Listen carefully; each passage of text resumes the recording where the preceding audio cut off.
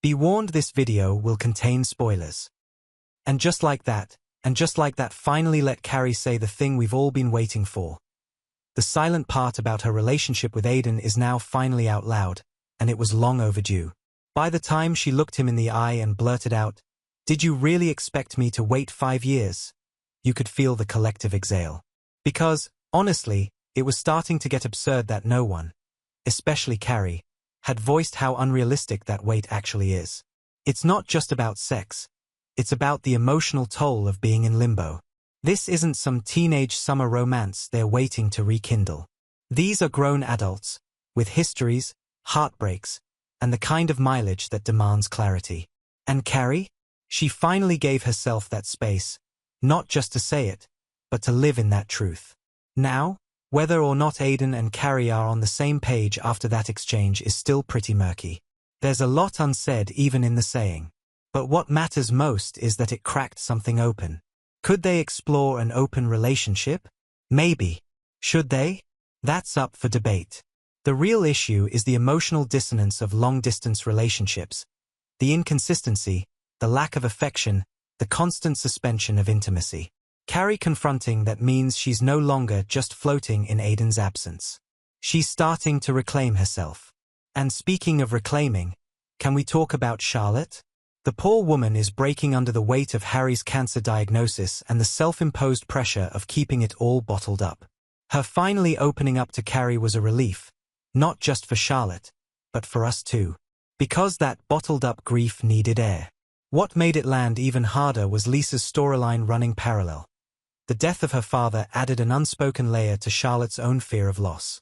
The irony is that while Harry seems to be handling it all with a weird level of calm, Charlotte's spiraling.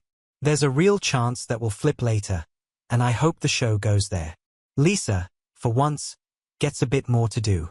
The episode giving her the spotlight, even if it was to battle her dad's over-the-top theater partner in a comically chaotic funeral, gave the story a pulse where most of the rest of the episode felt flat.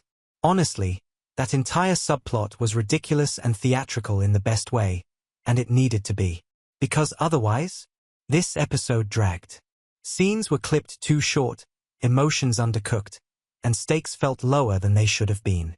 Take Miranda introducing Joy to Brady.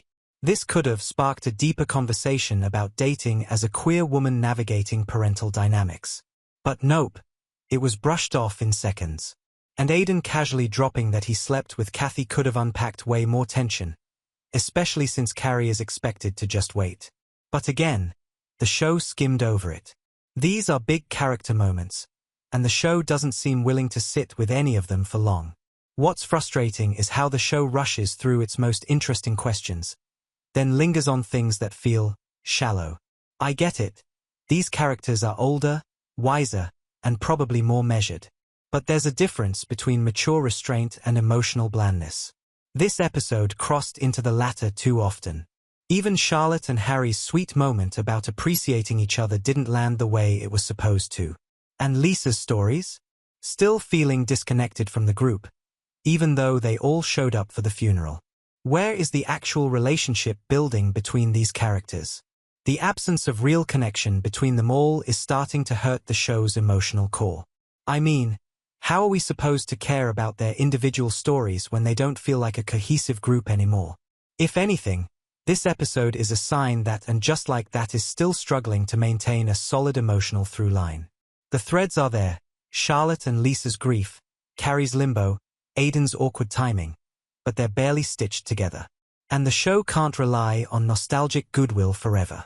It needs to let these characters feel again, and more importantly, let us feel with them. But what do you think? Did Carrie finally saying what needed to be said feel satisfying? Or was it too little too late? Are you still rooting for her and Aidan? Or is it time for Carrie to move on? Emotionally and romantically? Drop your thoughts in the comments. I really want to know how this episode landed for you.